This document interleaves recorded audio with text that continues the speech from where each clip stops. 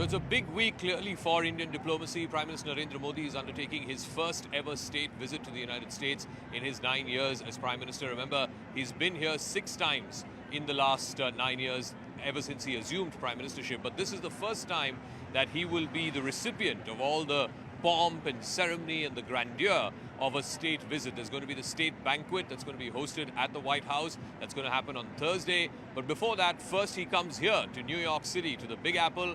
He will be leading the Yoga Day celebrations at the UN headquarters, which is on the Upper East Side, the iconic UN headquarters building at 6 a.m. New York time. Prime Minister Modi, along with diplomats, including the UNGA President, the United Nations Security Council Secretary General, all of them will be part of the Yoga Day celebrations. That's going to happen on Wednesday, 6 a.m. local time here in New York City.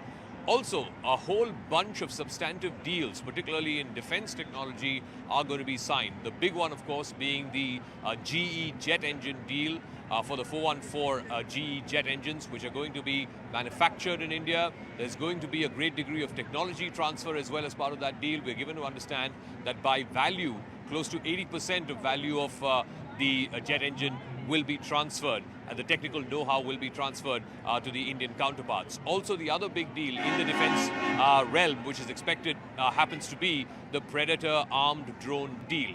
Now remember, the Predator drones are something that the US has very successfully deployed in the heartlands of Afghanistan against the Taliban, also operating on the terrorists who are operating from Pakistan. So it's been a very successful defense component of the US military relationship. They've been using this since the late 2000s, and for the very first time, they are extending this technology to India. We are given to understand that all 3 services, the Army, Navy and the Air Force, had expressed interest in buying some numbers of the Predator armed drones. We don't know the exact number or the value of this deal. That will likely be revealed through the course of this week.